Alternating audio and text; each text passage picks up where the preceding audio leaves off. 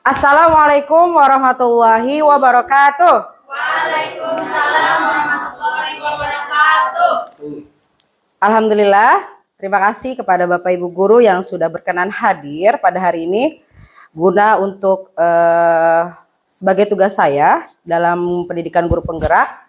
Dan kita di sini, saya sebagai CGP Angkatan 10 ingin berbagi pengalaman dan pemahaman terkait materi yang telah saya pelajari pada saat pendidikan guru penggerak. Dan di sini yang seperti Bapak Ibu lihat, kita akan membahas tentang pemahaman budaya positif. Namun sebelum kita memulai kegiatan ini, alangkah baiknya mari kita awali kegiatan ini dengan membaca basmalah. Bismillahirrahmanirrahim. Baik Bapak Ibu, jika kita melihat tagline di bawah modul 1.4 budaya positif. Kira-kira sebelumnya saya ingin bertanya kepada Bapak Ibu, apa sih yang ada di pikiran Bapak Ibu terkait budaya positif itu? Kebiasaan-kebiasaan baik yang dilakukan. Wow, pembiasaan-pembiasaan yang baik yang dilakukan. Oke, ada lagi yang ingin berbagi pendapat?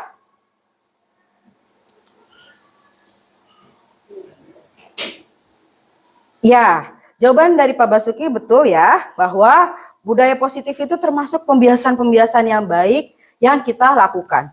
Nah, disinilah kesempatan saya untuk berbagi pemahaman bahwa kita di sekolah sebagai guru harus membangun dan mewujudkan budaya positif di sekolah.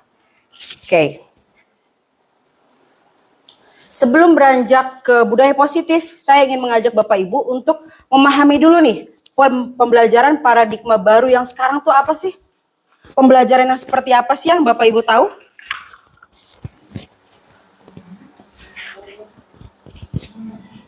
Gimana?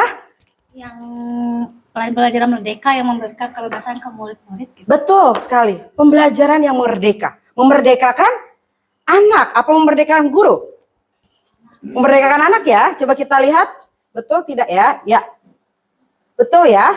Bahwa pembelajaran paradigma baru yang sekarang itu, bahwa kita mengajar itu, kita hadir di sekolah ini, yaitu untuk murid. Berorientasi pada murid sehingga kita harus memerdekakan murid. Maksud yang merdeka di sini adalah, Bapak Ibu pasti tahu kan, murid itu punya beragam karakter, beragam gaya belajar, beragam latar belakang. Nah, kita hadir sebagai guru ini hadir untuk memerdekakan murid. Oleh karena itu kita kenal dengan diferensiasi, ya. Apapun gaya belajar murid, apapun latar belakang murid, apapun hal-hal yang beragam yang ada pada diri murid, kita sebagai guru harus bisa melakukan diferensiasi. Melakukan berbagai cara agar capaian tujuannya tetap sama-sama diraih. Ya. Dan yang kedua, selain murid yang merdeka, ada lagi yang ingin berbagi pendapat? Pembelajaran paradigma baru sekarang ini apa sih? Yang dulu kita hanya fokus kepada guru yang banyak berperan, sekarang orientasinya kepada murid. Dan yang kedua, perubahan pada budi pekerti. Ada yang tahu sebelumnya itu, kita tuh kalau ngajar itu tujuannya apa sih dulu tuh? Ada yang berbagi pendapat? Dulu, zaman dulu banget waktu kita masih kecil. Ya, biar anak pinter, berarti yang diukur adalah kognitifnya. Dan sekarang, pada pembelajaran paradigma baru ini, perubahan tidak hanya dilihat dari kognitif saja, tetapi pada budi pekerti. Ada yang tahu maksudnya budi pekerti? Sikap yang baik. Sikap yang baik. Oke, betul. Ada lagi? Akhlak yang baik. Akhlak. Karakter. Betul. Nah, dalam filosofi Ki Hajar Dewantara ini, budi pekerti itu ada maknanya ternyata. Diambil dari kata budi, artinya cipta, rasa, dan karsa. Cipta di sini artinya pikiran. Rasa di sini adalah rasa di sini adalah, ada yang tahu? Rasa di sini? Hati, ya. Iya. Perasaan, hati. Dan karsa. Karsa di sini adalah kemauan. Jadi maksudnya apa sih? Maksudnya adalah kita hadir sebagai guru untuk menajamkan cipta, menajamkan pikiran, menghaluskan rasa, menghaluskan hati anak didik, dan karsa, yaitu Tadi kemauan, menguatkan kemauan anak. Ya, kemauan untuk melakukan apapun, ya. Dan tadi budi itu sudah, sekarang pekerti, ternyata ada maknanya. Nah, pekerti ini adalah tenaga atau raga. Jadi olah cipta, rasa, karsa, dan raga. Artinya, kalau kita lihat gambaran pendidikan secara holistik, bahwa pendidikan itu harus ada perubahan pada cipta, pikiran anak, rasa anak, karsa, kemauan anak yang lebih kuat, dan raga anak yang menyehatkan, yang sehat. Ya, jadi seperti itu. Sekarang tolak ukurnya bukan lagi kognitif saja, melainkan semua perubahan yang hadir tadi pada budi dan pekerti ini muncul di dalam diri anak. Seperti itu. Nah, sekarang saya ingin mengajak Bapak Ibu untuk melihat bagaimana sih kita melihat dunia, bagaimana kita berpikir tentang manusia, dan bagaimana paradigma kita memandang manusia. Coba, ada yang ingin berbagi pendapat? Kalau Bapak Ibu tuh memandang orang tuh seperti apa? Memandang murid itu seperti apa? Atau memandang situasi itu seperti apa?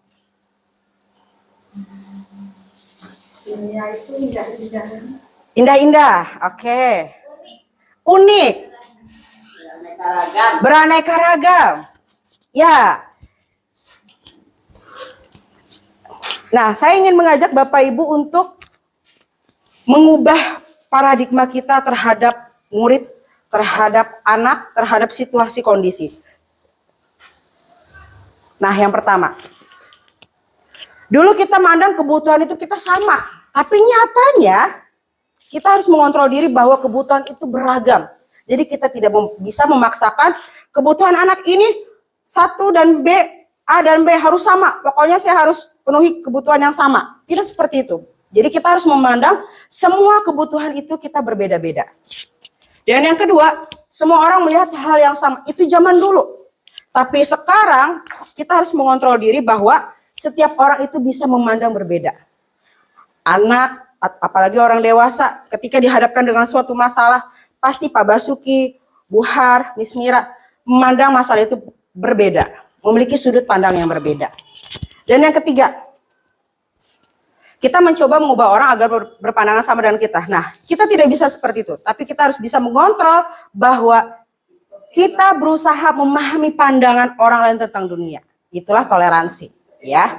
Nah, dan yang keempat, perilaku buruk dilihat sebagai suatu kesalahan. Nah, nih, zaman dulu banget nih, kita kalau mandang anak berperilaku buruk, itu kamu salah, nak. Itu kamu salah, kamu nggak boleh begitu. Tapi sekarang kita harus memiliki teori kontrol bahwa perilaku anak itu pasti punya tujuan. Nanti kita bahas ya, kebutuhan dasar manusia yang memang harus dipenuhi oleh anak-anak kita.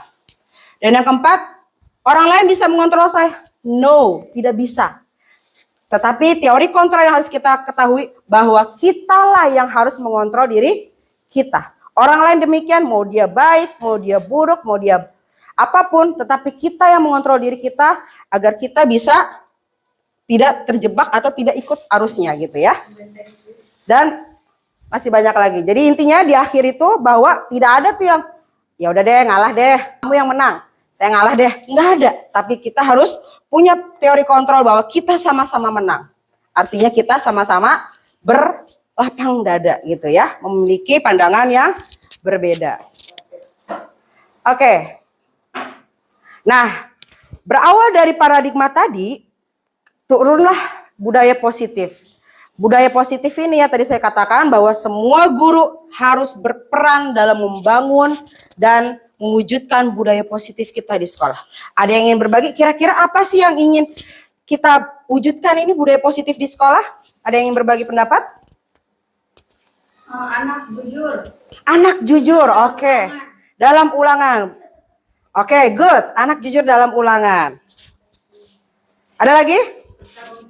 Bertanggung jawab atas tugasnya. Ada lagi yang ingin berbagi? Sportif ketika melakukan permainan ataupun hal-hal apapun yang bersifat kompetisi ya. Oke.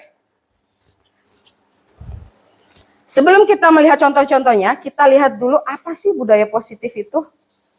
Nah, Budaya positif ada kaitannya dengan disiplin positif. Disiplin positif itu adalah usaha seseorang untuk bisa mengontrol dirinya dalam memilih tindakan yang mengacu pada nilai-nilai yang dihargai. Pasti dong, semua orang kalau kita ingin berdisiplin positif pasti memiliki nilai-nilai kebajikan yang baik.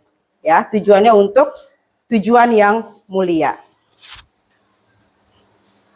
Nah, dalam konsep budaya positif ini kita akan membahas 6 poin ya yang ada dalam konsep budaya positif ini.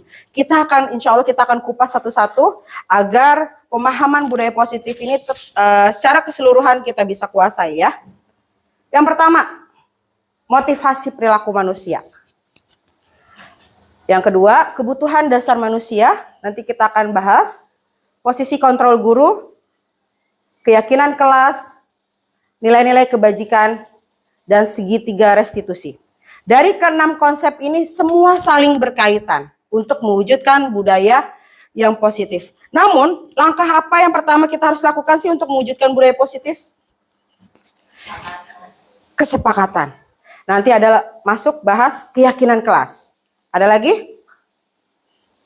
Kira-kira topik yang menarik yang mana nih? Yang ingin kita bahas pertama? Motivasi ya. Nah, oke. Motivasi. Oke, kita motivasi dulu ya. Nah, motivasi perilaku manusia. Ada yang ingin berbagi maksud motivasi ini apa sih? Dorongan. Ada lagi? Niat. Ada lagi? Ya, motivasi sekarang. Coba contohnya apa? Ada yang bisa memberikan satu contoh bentuk tindakan kita karena kita termotivasi. Contoh deh. Ya, apa? Motivasi saya berangkat kerja agar dapat gajian tiap bulan. Nah, oke. Apakah ada yang sependapat dengan Bu Rini? Setuju ya? Oke. Ya, salah satu contohnya gitu ya. Kita berangkat ke sekolah nih, keluar dari rumah. Apa sih motivasi kita keluar ke rumah itu ke sekolah tuh? Apa niat buat tadi penghargaan? Atau takut absennya merah? Atau ada yang lain yang punya cerita? Punya tanggung jawab. Nah, disinilah kita akan bahas satu persatu. Yang pertama, motivasi karena hukuman. Untuk menghindari hukuman atau ketidaknyamanan. Contoh tadi, kita ke sekolah, takut absennya merah nih. Nah, menghindari hukuman ya. Ada lagi?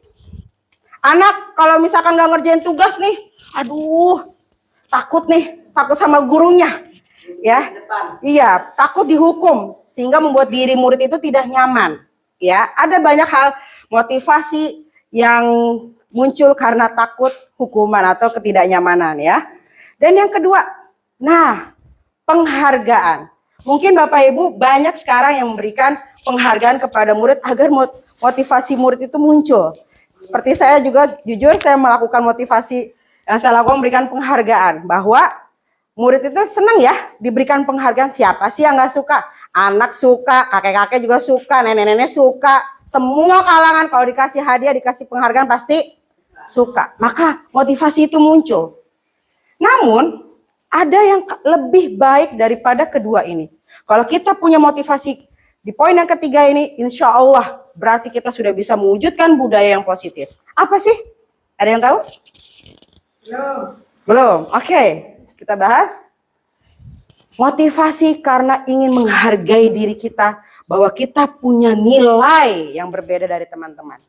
Ya, contoh tadi kata Bu Yuyun betul. Berangkat ke sekolah, disiplin sebelum jam 6:30, datang ke sekolah absen tujuannya bukan karena penghargaan, bukan karena hukuman, tapi karena kesadaran diri kita bahwa kita menghargai nilai rasa tanggung jawab kita sebagai guru. Kita ini adalah sebagai teladannya anak-anak. Maka dari itu, beranjak dari situ, berarti kalau misalkan kita semua sudah punya motivasi yang ketiga ini, insya Allah semua akan dapat terwujud budaya positif yang sudah direncanakan di sekolah ini ya. Jadi, jika motivasi itu karena hukuman dan penghargaan, berarti itu datangnya dari eksternal. Tapi kalau misalkan kita sudah bisa menyadari bahwa nilai-nilai itu kita perlu lakukan, perlu ada di dalam diri kita, berarti itu motivasi intrinsik. Motivasi yang akan melekat dan sangat berdampak dalam jangka panjang. Namun jika kita motivasi itu muncul karena hukuman, dampaknya akan pendek. Perubahan itu akan pendek. Contoh, misalkan anak nggak mengerjakan tugas, takut dihukum sama gurunya. Tapi ada rasa ketidaknyamanan. Ada kemungkinan bisa terulang lagi? Ada. Karena dalam diri anak itu belum sadar akan tanggung jawab nilai-nilai kebajikan itu. Ya, maka dari itu kita sebagai guru harus membangun motivasi intrinsik pada murid anak sejak dini. Jauhkan kalau bisa, hindari minimalisir hukuman dan penghargaan, tapi kita bangun rasa nilai-nilai kebajikan itu pada diri murid. Oke, selanjutnya. Nah, kebutuhan dasar manusia. Ada yang tahu, kita tuh hidup itu butuh apa sih? Kebutuhan kasih sayang. Oke. Ada lagi? Kebutuhan Maslow itu tingkat. Oke. Penghargaan. Cinta. Ada lagi? Makan. Iya, oke. Kebutuhan biologis. Ada lagi? Ilmu. Banyak ya kebutuhan kita. Tetapi jika kita membahas di sini, ada 5 kebutuhan dasar manusia yang harus kita penuhi, dan dari situlah kita harus memahami kebutuhan dasar anak sehingga kita bisa memberikan treatment yang tepat. Apa sih yang pertama? Bertahan hidup. Kita lihat di lingkaran besar itu bertahan hidup. Makan. Contohnya apa? Makan. Bayangkan kalau kita tidak makan. Selain makan apa bertahan hidup? Pakaian, rumah. Nah, sandang pangan papan. Dan yang kedua tadi, betul, cinta. Masuk dalam kategori kasih sayang dan rasa ingin diterima. Kita orang dewasa aja pengen ya dikasih perhatian, apalagi murid kita. Dia ingin merasa dirinya dianggap, diterima oleh gurunya. Diberikan kasih sayang, diberikan perhatian. Jadi semua anak harus merasakan dan terpenuhi kebutuhan dasar kasih sayang. Dan yang kedua, penguasaan. Pernah lihat ketika kita belajar ada murid yang asik sendiri, sibuk sendiri, pecicilan, nggak bisa diam. Bapak Ibu tahu nggak sih, rasanya tuh dia ingin berontak, pengennya tuh di lapangan aja. Tapi gurunya tuh selalu ngajarnya tuh di depan kelas aja, di kelas. Nah, inilah yang dimaksud dengan penguasaan. Dia ada rasa ingin menguasai dirinya untuk bebas, tidak ingin terkungkung dalam satu metode gitu ya. Dan yang ketiga kesenangan.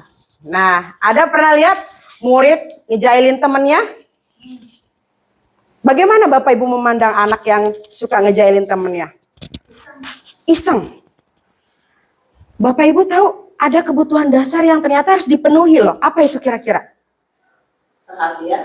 Kesenangan. Karena anak itu senang yang namanya humor, usil, bercanda, ini kita harus pahami. Nah, dan oleh karena itu kita sebagai guru harus meluruskan kesenangan itu agar tidak merugikan orang lain. Jadi yang tadi kita bahas teori kontrol diri, bahwa kita harus sama-sama win, sama-sama menang. Nggak ada yang merasa terzolimi, nggak ada yang merasa diisengin. Kita bisa arahkan anak kita untuk mengarahkan kesenangan-kesenangan yang tidak merugikan temannya, gitu ya. Penguasaan dan kebebasan.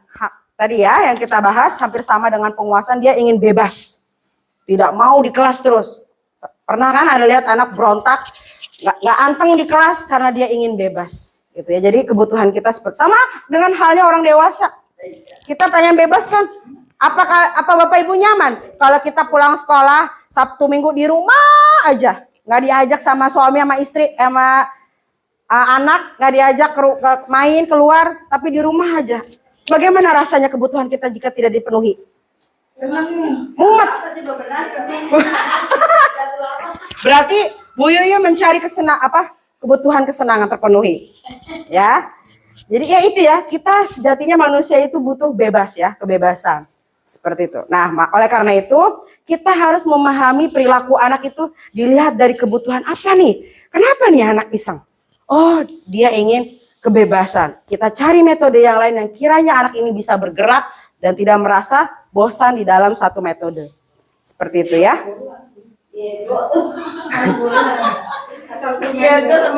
Nah, ketika kita sudah mengetahui kebutuhan anak, kebutuhan dasar manusia tadi, kita bisa memiliki kontrol diri sebagai guru. Ada yang tahu posisi kontrol guru seperti apa? Atau sejauh ini Bapak Ibu memandang diri Bapak Ibu itu sebagai apa? Guru yang seperti apa yang dianggap murid-murid itu? Pemimpin. Ada lagi?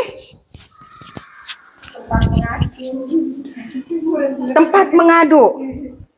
Guru yang pintar. Oke, guru yang pintar. Yang disenangi ya. Oke, sekarang kita lihat. Nah, ada 5 macam guru nih. Yang manakah Bapak Ibu? Apakah yang kiri, kedua, ketiga, keempat, atau kelima? Kira-kira coba Pak Idris, pengen yang mana nih? Peran kontrol yang mana? Yang terakhir. Yang terakhir, yang pakai kacamata ya Pak? Oke, ada lagi yang berpendapat lain? Yang kedua. Yang kedua. Oke, ada lagi? Sama ini aja baju putih. Baju putih yang keempat. Ada lagi? Ketiga. Oke, kita lihat ya. Kira-kira posisi kontrol guru mana sih yang sebaiknya harus kita miliki itu?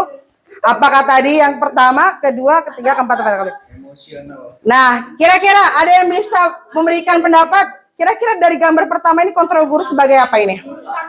Tukang marah. Kita lihat ya, betul atau tidak? Ya, penghukum dalam bahasa istilah di sini ya. Penghukum, guru yang suka marah. Apa-apa kalau ada murid yang telat langsung marah, tapi tidak ditelusuri dulu. Kenapa dia terlambat? Apa kebutuhan yang tidak dipenuhi? Nah, ya.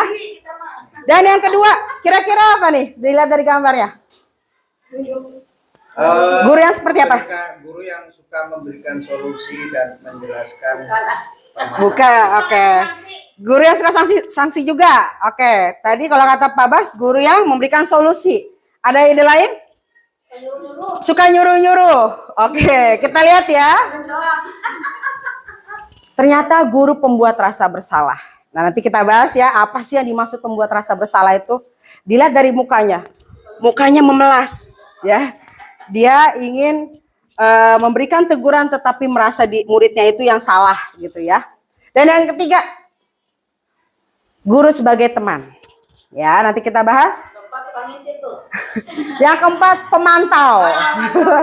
Mantau. Dan yang terakhir ini, yang terbaik sebagai manajer. Ya, kita bahas satu-satu.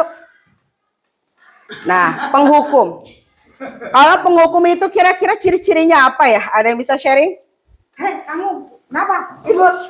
Nada suaranya tinggi. Oke. Tidak mau mendengarkan kesalahan. Tidak mau mendengarkan, menghakimi. Oke, betul semua ya. Alasan. Iya, tidak mau mendengarkan alasan ya. Oke, kondisi gurunya adalah dia langsung serta-merta memberikan hukuman fisik ataupun verbal. Baik dari kata-kata yang tadi Bu Har bilang, nadanya tinggi, dan memberikan hukuman fisik. Seperti contohnya misalkan, kamu lari di lapangan. Nah itu ya, hukuman fisik seperti itu. Atau verbal, menjatuhkan mental anak. Membuat anak menjadi down, nyaman. Bahkan nanti yang akan muncul pada diri anak adalah hasilnya anak akan merasa marah. Dimarahin sama guru. Dendam. Kalau cerita di SMK nih, pernah ada teman saya, gurunya galak. Apa yang terjadi? Ban motornya dikempesin. Tuh, pernah dapat cerita seperti itu. Jadi muncul pada diri murid ada rasa dendam karena mendapatkan guru sebagai penghukum dan agresif. Dia akan melampiaskan kekesalannya kepada yang lain. Nah, itu ya. Oke, yang kedua, pembuat merasa bersalah. Kondisi gurunya adalah dia akan memelas, sedih, membuat murid itu merasa bersalah. Ya, nanti kita lihat. Gurunya berapa sakit ya? Nah, pura-pura pusing. Kamu kenapa sih nak? Kemarin ibu udah bilang. Ya, seperti itu ya. Bahasa dia lebih merendah. Tetapi apa yang terjadi pada diri murid? Murid merasa tidak berharga karena merasa mengecewakan orang yang disayanginya. Gitu ya. Dan yang ketiga, kontrol guru sebagai teman. Kira-kira gimana kondisi gurunya kalau kita sebagai teman? Bercanda. Menggunakan bahasa yang akrab, ya, gaul. Nah, ini tadi kondisi gurunya adalah persuasi dengan akrab, ramah, membuat murid itu nyaman. Tapi kira-kira ada yang tahu dampaknya apa? Hasilnya pada murid. Anaknya jadi songong, betul. Karena gurunya terlalu friendly. Nah, dan jadi nanti ketika misalkan contohnya Buhar abis ngajarin kelas 2 nih, tiba-tiba Buhar besok yang nggak masuk, dihandle sama misalkan sama Bu Leni. Anak itu berulah lagi. Dari kemarin Buhar selalu memposisikan dirinya sebagai teman. Jadi anak ini tidak jerak karena aku dilindungi sama Buhar. Tapi ketika Bu Leni masuk, apakah dia bisa seperti itu? Tidak. Karena mendapat perlakuan yang berbeda dengan gurunya. Oleh karena itu, posisi teman ini adalah posisi yang kurang baik juga sebagai kontrol guru. Karena apa? Anak tersebut akan mengandalkan gurunya tersebut bahwa guru tersebut selalu melindungi dirinya. Buhar mah nggak pernah marah. Tenang aja, nggak ternyata dapat besok guru yang mungkin strength, disiplin. Nah, dia akan shock. Dan akhirnya apa? Kecewa dia. Ya gitu ya. Dan yang keempat, sebagai pemantau. Ini posisi yang lebih baik daripada penghukum, pembuat rasa bersalah dan juga teman. Pemantau ini adalah mengawasi dan memberikan konsekuensi. Apa yang dilakukan murid diawasi, dilihat, diamati, bahkan dicatat berdasarkan data dan diberikan konsekuensi. Contohnya nih, misalkan ada murid kucuk-kucuk datang lagi telat, dia akan memberikan statement seperti ini. Kamu lagi nak, kemarin kamu udah seminggu ini udah 3 kali nih. Kamu tahu konsekuensinya apa? Biasanya kayak gitu. Ciri khas dari guru pemantau. Kamu tahu? Saya juga sering mencatat karena buat ini, buat Ya. Bukan saya lihat kalau ada jalan catat jangan. Nah, kamu tahu konsekuensinya. Seperti itu ya tanda-tandanya. Tapi apakah itu membuat murid itu akan memiliki budaya positif? Kita lihat apakah hasilnya. Hasilnya murid dibuat tidak nyaman. Kenapa? Karena ada konsekuensi yang diterima. Tetap ada konsekuensi yang diterima. Ya, gitu ya. Malah poin itu di SMA. Nah, bagus. Cuman akhirnya dalam diri murid tidak ada rasa motivasi intrinsiknya. Tetapi murid merasa tidak nyaman. Ya, ciri-cirinya tadi pemantau adalah adanya konsekuensi. Dan yang terakhir. Nah, inilah posisi yang terbaik sebagai manajer. Bagaimana kondisi gurunya? Ketika ada murid yang melakukan kesalahan, guru mempersilahkan murid untuk mempertanggungjawabkan perilakunya dan mendukung murid untuk menemukan solusinya sendiri.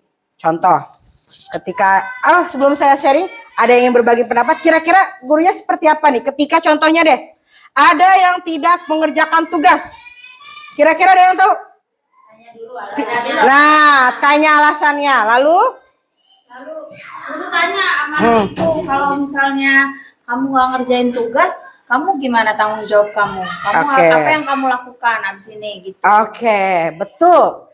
Jadi pada posisi manajer ini, anak sendiri yang akan mengakui kesalahannya dan memperbaiki kesalahannya. Kita tugasnya hanya kolaborasi. Memberikan stimulus-stimulus itu agar mereka berpikir sendiri dan bertanggung jawab atas dirinya sendiri. Maka hasilnya apa? Hasilnya murid akan menjadi pribadi yang mandiri, merdeka, dan bertanggung jawab. Inilah posisi yang diharapkan sebagai manajer, gitu ya. Oke, sebelum kita beranjak ke kegiatan selanjutnya, pembahasan selanjutnya, saya mohon Bapak Ibu untuk berdiri. Berpasang-pasangan, silakan cari temannya. Kita ice breaking sebentar untuk merefreshkan pikiran kita. Berdua berhadapan. Silakan berhadapan. Pak Idris, Ibu sama Pak Bas. Ini hadapnya. Oke. Nanti seolah-olah tangan Bapak Ibu silakan salaman tapi nggak nempel. Nah, silakan diskusikan siapa yang ingin hijau, siapa yang ingin hitam. Silakan tentukan siapa yang mau hijau, siapa yang mau hitam. Sudah? Nanti ketika saya sebutkan hijau, berarti hijau yang begini, yang hitam refleks. Contoh, saya menyebutkan hijau. Mana tim hijau angkat tangan? Nah, tim hijau yang tepuk, yang hitam menghindar. Kalau kena berarti kurang konsentrasi. Atau yang hijau malah bengong. Ke atas apa ke bawah? Yang penting jangan kena pukul. Ya? Bisa dipahami? Clear ya? Oke, siap konsentrasi. Kayak mau lari. Nanti kita lihat siapa yang juara ya. Dari ntar Buhar sama Pak Bas siapa yang menang nanti lawan lagi sama yang lainnya. Ya. Kita lihat yang paling fokus nih. Kalau anaknya minta fokus, gurunya juga harus lebih fokus nih ya. Oke, siap? Siap? Siapa kita? Siap, komandan. Hitam. Siapa? Oh, oke, sorry. Kita percobaan dulu ya. Percobaan. Biar Hitam itu. Ibu apa? Aku kan hijau. Hijau. Berarti hitam Pak Bas yang Enggak, Bapak tadi hijau, saya hitam. hitam. Berarti ibu yang mukul. Bapak menghindar. Kamu kan saya. Iya ya, konsentrasi ya. Yang disebut warnanya berarti dia yang mukul. Ya. Yang nggak disebut menghindar, gitu ya. Jangan sampai kena. Siap ya? Oke, masih percobaan satu kali lagi. Terakhir percobaan. Hitam. Oke, sekarang mulai. Kita cari yang terbaik ya. Siap. Hijau. Ada yang udah kalah? Belum, masih sama. Oke. Hitam. Oke, belum. Siap? Hijau. Siapa? Masih Sri. Oke. Kalah. Sekali lagi. Oke. Terakhir ya.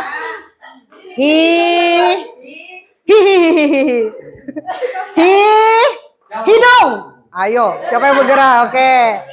Hijau. Oke. Siapa yang juaranya? Bu Yuyun, Bu Kania. Oke, 2 orang. Tepuk tangan untuk kita semua. Konsentrasinya luar biasa.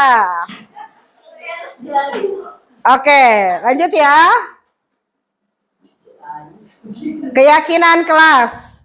Tadi ya, ketika kita sudah tahu kebutuhan dasar manusia, kita tahu posisi kontrak kita yang seharusnya seperti apa, maka kita sebelum beranjak ke segitiga restitusi, sebelum mewujudkan budaya positif, kita harus tahu dulu nih, keyakinan kelas kita apa. Ada yang tahu sebelumnya pernah mendengar kata-kata keyakinan kelas? Ada yang berbagi pendapat? Aturan kelas. Oke, betul. Ada lagi? Kesepakatan kelas. Jawaban yang sangat menarik. Ya, keyakinan kelas ini hampir sama, tujuannya sama, hampir sama. Cuman berbeda dengan aturan. Apa bedanya aturan dengan keyakinan kelas? Kalau aturan dibuat dulu, kalau keyakinan bareng-bareng sama anak-anaknya. Betul sekali. Aturan sudah tertulis nih di sekolah. Datang tepat waktu. Mengerjakan tugas. Itu yang buat orang yang punya wewenang, gurunya, sekolahnya. Tetapi kalau kita membahas keyakinan kelas, maka di situ hadir kolaborasi antara guru dengan murid. Semua. Nah, pertama ciri-cirinya apa? Pernyataannya positif. Gak ada dalam, kalau misalkan aturan kan tidak boleh membuang sampah sembarangan. Kalau kita ganti menjadi keyakinan kelas, kira-kira pernyataan positifnya apa? Buanglah sampah pada tempatnya. Ya. Dan yang kedua, semua warga kelas berkontribusi. Semua murid diberikan kesempatan untuk mencurahkan pendapatnya apa yang diinginkan untuk kelas ini agar nyaman, aman, dan tertib. Nah, makanya semua murid bersuara. Tidak hanya gurunya, tapi semua murid bersuara, dipersilakan untuk bersuara. Dan yang ketiga, tidak terlalu banyak. Apa tujuannya? Agar murid tidak bingung. Aduh, apa sih tadi keyakinan kelasnya? Kalau kebanyakan bayangin dong, murid bingung ya. Tadi aturan keyakinan kelasnya apa ya? Makanya kalau bisa keyakinan kelasnya yang benar-benar dibutuhi di kelas dan tidak terlalu banyak, gitu ya. Lalu bagaimana cara menyusun keyakinan kelas? Yang pertama, tadi kita duduk bareng dalam suasana yang tenang, suasana yang nyaman. Pertama adalah murid menyampaikan pendapat tentang peraturan yang perlu disepakati di kelas. Kita buka pembicaraan kepada murid-murid. Kamu ingin apa? Di kelas ingin apa? Contoh, misalkan Farel, kamu ingin kelas kita ini seperti apa? Kelas kita, sekolah kita pengennya terlihat bersih dan rapi. Bersih. Lalu kita tulis, guru nih, tulis di papan tulis atau di kertas buram yang besar. Spidolnya, oke. Contoh ya. Bersih gitu ya. Bersih pertama. Udah pernyataan yang positif ya, oke. Pendapat Rafael kita tulis di papan tulis. Yang satu bersih. Nanti kita tanyakan lagi ke semuanya. Sinta, kamu ingin kelas kita ini seperti apa? Saling bekerja sama. Kerja sama atau gotong royong. Good, bagus sekali nak. Tulis di kedua. Gotong royong. Semuanya diberikan kesempatan untuk berbicara. Ya, dan yang kedua, tadi catat semua masukan murid tadi di papan tulis atau di kertas buram yang besar agar semua murid bisa melihatnya. Gitu ya. Dan yang ketiga, gantilah kalimat negatif menjadi positif. Jika ada yang menyebutkan tadi contohnya tidak buang sampah, kita ganti kalimatnya menjadi buang sampah ke tempat sampah, gitu ya. Atau jagalah kebersihan, gitu ya, menjaga kebersihan. Dan yang keempat, nah ini, ajak murid menemukan nilai kebajikan atau keyakinan. Contoh tadi, kalau Rafael ingin kelas menjadi bersih, berarti kira-kira nilai kebajikannya apa? Ada yang ingin berbagi pendapat? Tanggung jawab. Ada lagi? Piket. Nilainya apa? Kerjasama. Berarti kita ganti kata bersih itu diganti dengan kerja sama atau gotong royong. Ada spidol nggak Pak? Maaf, saya lupa menyiapkan. Oh di situ.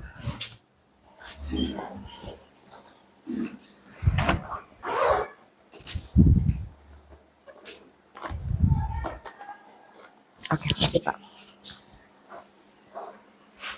Nanti kita akan bahas ya nilai-nilai kebajikan apa sih yang perlu kita ketahui ya. Tadi ya, contohnya tadi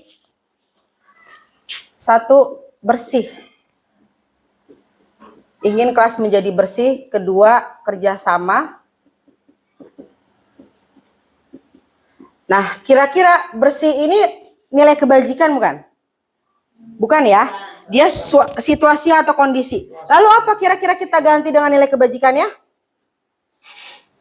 Itu kerjasama. Kerjasama ya, bisa ya. Oke, berarti ambil satu poin ini, kerjasama. Kita sudah menemukan satu keyakinan kelas, yaitu kerjasama. Kerjasama ini luas. Contohnya tadi, kerjasama dalam menjaga kebersihan, kerjasama dalam diskusi, kerjasama dalam membantu teman yang kesusahan, meminjamkan pensil, ya itu bagian dari kerjasama juga bisa. Oke, yang selanjutnya, tinjau ulang keyakinan kelas secara bersama-sama. Yang tadi kita bahas, kalimat-kalimat yang kira-kira bukan nilai kebajikan, kita ganti menjadi nilai kebajikan. Jika ada kalimat negatif, kita ubah menjadi kalimat positif. Ya, kita tinjau ulang keyakinan kelas secara bersama-sama. Kira-kira mau disepakati nggak nih? Atau kita hapuskan saja, kira-kira yang kita butuhkan di kelas itu seperti apa? Dan ketika semuanya sudah sepakat, gimana Rafael? Sinta, semuanya sudah sepakat dengan tadi yang sudah dituliskan oleh Ibu, yang kalian suarakan tadi? Sepakat Bu? Oke, sekarang kita, kalau biar harusnya pakai kertas buram. Nanti kita tanda tangani di bawah semua murid-muridnya. Dan tempel di dinding kelas yang bisa dilihat oleh anak-anak. Tujuannya apa? Untuk mengingatkan anak-anak bahwa kita punya keyakinan kelas yang sudah kita sepakati. Gitu ya. Nah, inilah perbedaan dari aturan dan keyakinan kelas. Aturan berbentuk paksaan, tetapi jika keyakinan kelas yaitu berdasarkan kesepakatan bersama-sama, dibuat bersama-sama sehingga tidak ada yang merasa keberatan atau terbebani.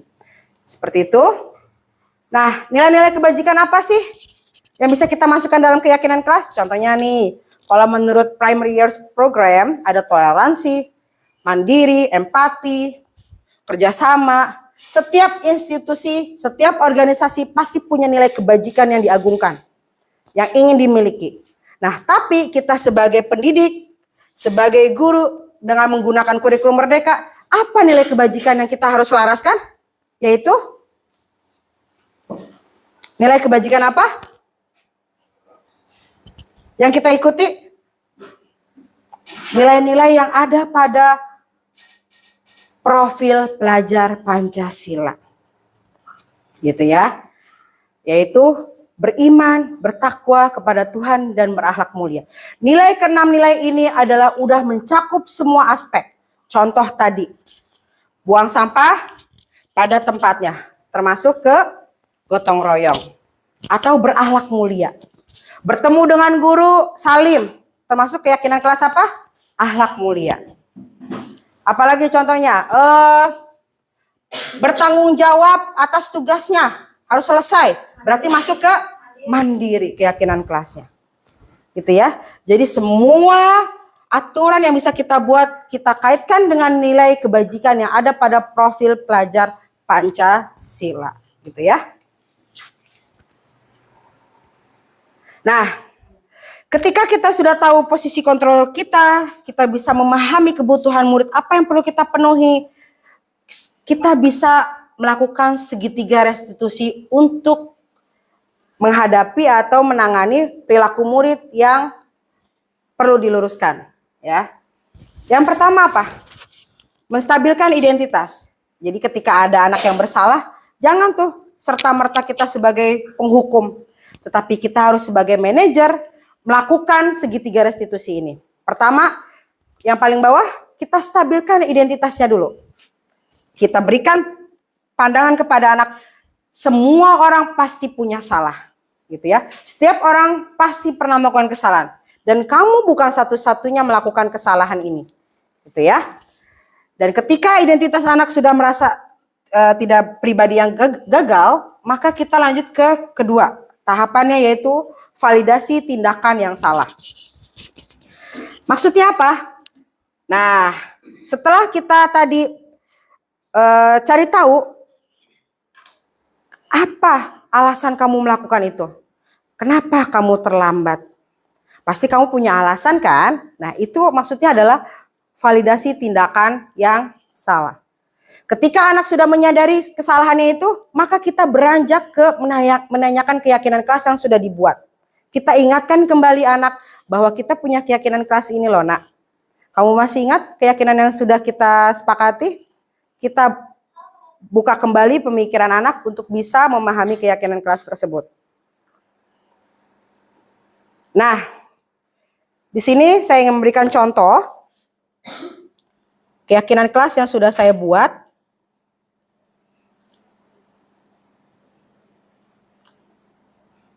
Mana ya?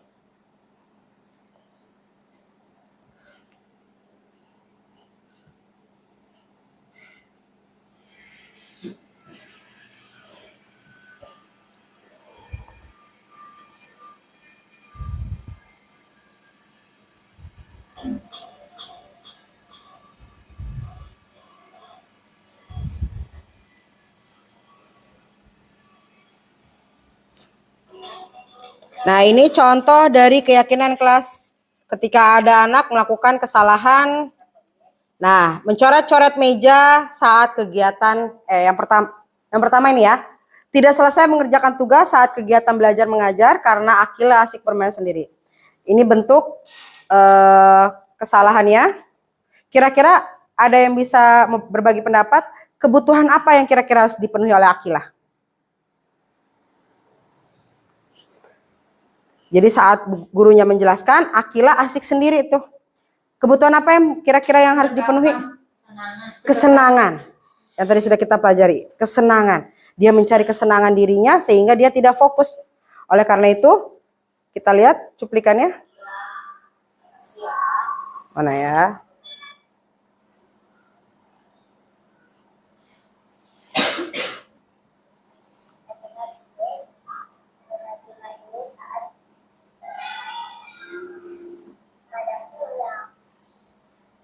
Nah, kita lihat Sedikit cuplikan kasus yang pertama tadi Akila. Jadi yang lainnya sudah pulang, Akila belum pulang karena tidak selesai mengerjakan tugas gitu ya. Tapi di sini guru tidak menghakimi, tapi bersikap sebagai manajer.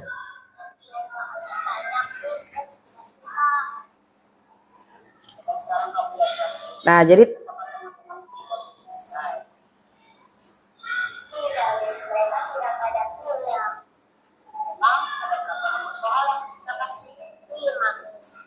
kita stabilkan identitas anak agar mereka tidak merasa gagal atau mereka tidak merasa takut. Kita ajak sharing, berdialog menggunakan segitiga restitusi. Nah, ini masuk ke validasi tindakan yang salah. Dia mengakui sendiri bahwa dirinya sibuk bermain mainan yang diberikan oleh ayahnya.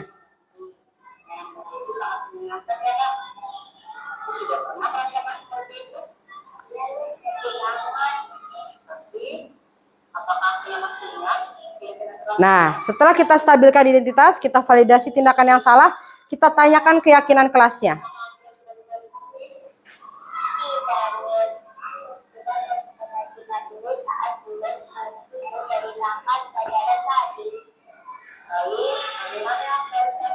Nah, dari sini kita berikan stimulus anak agar anak bisa berpikir bagaimana cara dia memperbaiki dirinya.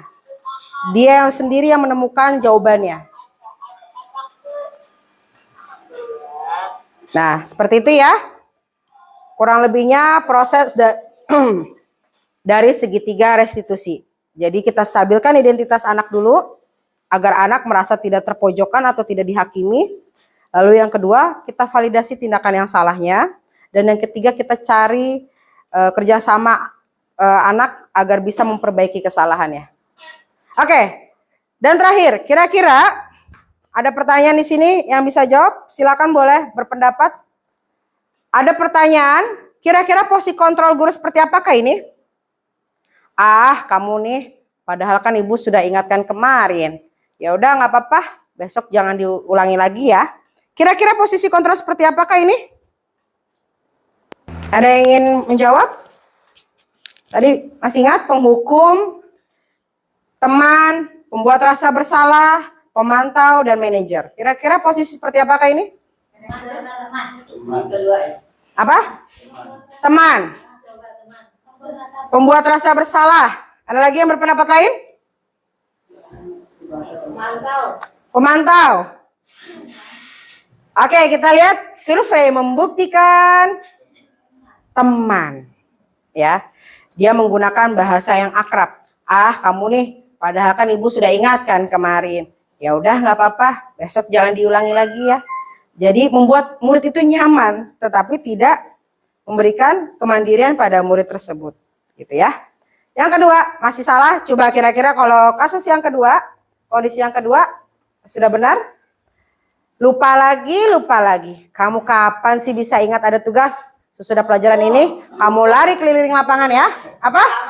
Yang pertama, penghukum. Kita lihat survei membuktikan. Iya, betul. Penghukum ya, karena ada ancaman hukumannya. Nah, gitu ya. Oke, sudah semakin kuat nih pemahamannya, alhamdulillah. Yang ketiga nih, kira-kira bagaimana kamu akan memperbaiki masalah ini?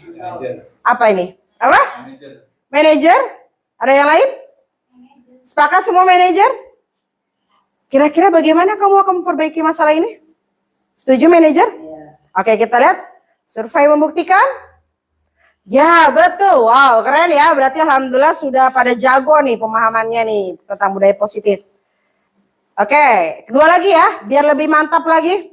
Kamu ini bagaimana? Padahal kamu sudah berjanji dengan ibu. Ibu benar-benar kecewa sekali. Apa tuh? Kedua? Apa? Pembuat rasa bersalah. Oke, kita lihat. Iya, betul. Pembuat rasa bersalah. Karena di sini ada kata-kata kecewa. Dia ingin biar anaknya tuh merasa salah gitu ya. Kecewa. Oke, terakhir. Pasti bagus nih, pasti bisa. Apa kamu sudah mengerti konsekuensi yang harus dilakukan?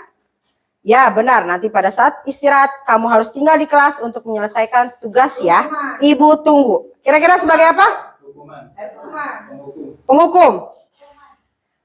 Penghukum. Ada yang lain? Ayo, silakan, ini terakhir nih untuk menentukan kita sudah paham atau belum. Manajer. Penghukum.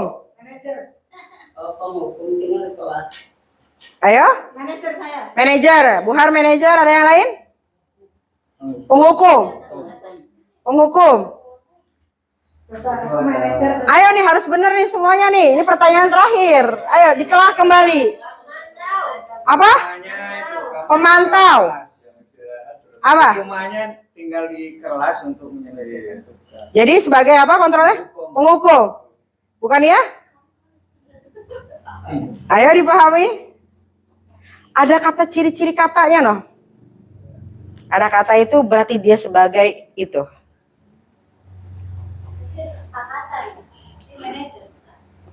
Manajer? Pemantau?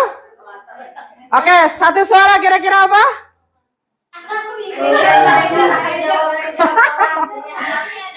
Oke, banyak yang bilang pemantau ya, banyak yang bilang.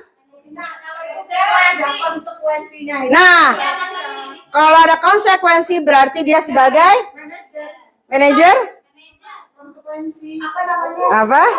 Membuat rasa bersalah. Membuat rasa bersalah. Penghukum. Ingat, kalau penghukum dia langsung menghukum tanpa basa-basi, tanpa ditelusuri dulu itu masalahnya apa? Dia langsung set. Ya iya. Kalau ada kata konsekuensi berarti dia sebagai apa? Saya mah pemantau. Iya, betul.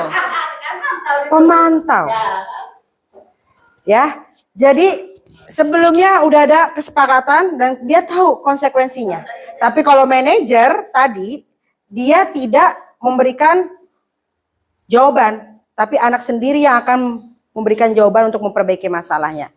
Dari kata-kata apa? Pemantau itu, apakah kamu sudah mengerti konsekuensi yang harus dilakukan? Tapi kalau manajer, dia akan berkata seperti ini. Apakah kamu masih ingat keyakinan kelas yang sudah dibuat?